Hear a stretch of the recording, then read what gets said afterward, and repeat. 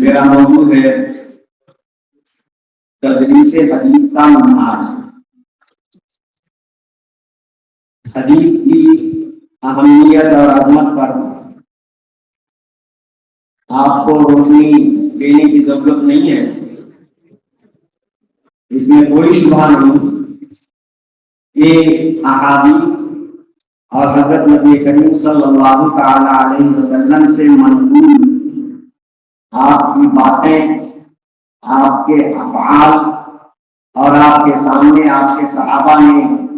جو کچھ کہا یا کیا اور اس پر آپ کی خاموشی، جس کو تقریر کہتے ہیں، یہ سب بیان القرآن ہے۔ اللہ پاک خود فرما رہے ہیں کہ اس قرآن کو ہم نے آپ پر اس لیے اتارا ہے، اصلاً تو یہ پوری انسانیت کی ہدایت کے لیے اتارا گیا ہے،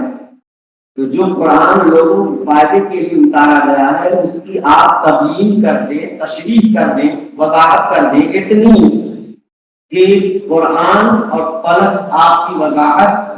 دونوں کو سامنے رکھ کر آئندہ آنے والے مسائل میں یہ غور و فکر کر لیں۔ وَلَعَلَّهُمْ يَتَفَكَّرُونَ، امید ہے کہ وہ مزید غور و فکر کریں گے اور جو نئے حالات، نئے تقاضے ہوں گے ان کا شریعت اسلامی کی روشنی میں، قرآن و حدیث کی روشنی میں ان کا حل نکال دیں۔ قرآن کریم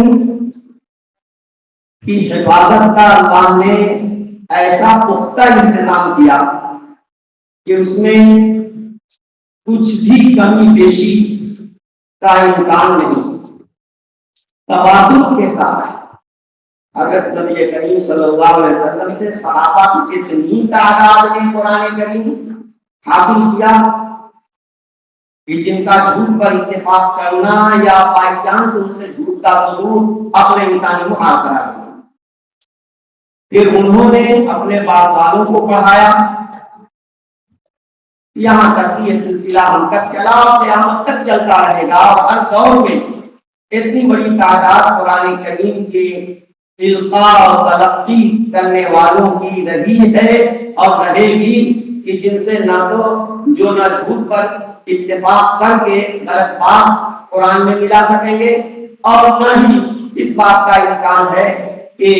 اس کے اندر کوئی تحریف کر سکے۔ قرآن نے اس کی بھی ضمانت دی ہے، لا یأتیہ الباطل من بین یدیہ ولا من خلفہ تنزیل من حکیم حمید۔ یہ تو قیامت تک آنے والے انسانوں کے لیے گائیڈ ہے اور رہنما ہے، لیکن اس قرآن سے ہدایت اور رہنمائی حاصل کرنے کے لیے جب تک مبین قرآن جو اللہ تعالیٰ کی جانب سے متعین کیا ہوا ہے ذات رسول، جب تک اس کی تبیین اور تشریح سے مدد نہیں لی جائے گی، صرف الفاظ قرآن کی دلالت سے کام نہیں چلے گا۔ یہ صحیح ہے کہ فہم قرآن کے لیے اس زمانے کی زبان، اس زمانے کے محاورات سے واقف ہونا بے حد ضروری ہے، اس کے بغیر فہم قرآن ممکن نہیں۔ لیکن یہی اتنا بس نہیں ہے، اتنا ہی سب کچھ نہیں ہے۔ کیوں؟ اس لیے کہ بہت سے الفاظ ایسے ہیں جن کی لغوی دلالت ایک مفہوم اور ایک معنی پر ہوتی ہے، لیکن اللہ کی مراد وہ نہیں ہے۔ اللہ کی مراد جب سمجھنے میں دشواری پیش آئی تو حضرت نبی کریم صلی اللہ علیہ وسلم نے کہا ٹھیک ہے تم نے سمجھا، اللفظ کی دلالت کا تقاضا تو یہی ہے جو تم نے سمجھا، لیکن مراد اللہ کی وہ نہیں ہے۔ اب جب کیا مراد ہے، مراد بتائی گئی تو اس طرح سے وہاں سے اشکال بھی رفع ہو جائے۔ مثال کے طور پر صحیح بخاری کی روایت، الذین آمنوا ولم یلبسوا ایمانهم بالظلم اولئک لهم الامن وهم مهتدون۔ کہ جو لوگ ایمان لے آئے اور اپنے ایمان کے ساتھ انہوں نے کسی طرح کے ظلم کی آمیزش نہیں کی، ان کو امن حاصل ہوگا اور وہ ہدایت پائیں۔ اب ظلم کا جو لفظ ہے دلالت لغوی کے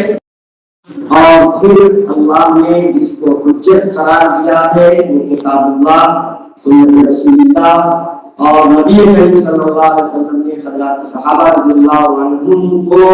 نمونے کے طور پر پیش کیا ہے۔ اسی طریقے سے بعد میں اجماع امت کے متعلق بھی نبی کریم صلی اللہ علیہ وسلم نے بہت تاکیدی ہدایت فرمائی ہے، اس کی خلاف ورزی بھی نہ ہونے پائے۔ یہ ساری چیزیں ہیں کہ منہاج جامع ہمارے سامنے ہونا چاہیے کہ جس منہاج جامع کی خلاف ورزی چاہے کوئی بھی کرے، کتنا ہی بڑا آدمی ہو، اگر وہ منہاج جامع کی خلاف ورزی کرتا ہے تو یقین مانی وہ قابل قبول نہیں ہے، اور اگر منہاج جامع کے موافق بات کرتا ہے تو چاہے وہ کتنا چھوٹا آدمی ہو، صرف بنیاد پر جو آدمی چھوٹا ہے اس کی بات نہیں کرنی چاہیے۔ منہاج جامع کو پڑھنے کے لیے چاہے روایت حدیث کے اصول ہوں یا روایت حدیث کے اصول ہوں، اس کے لیے میں ہاؤس کو ہوگا اس بات کا کہ وہ ناچیز کی کتاب حدیث اور فہم حدیث جو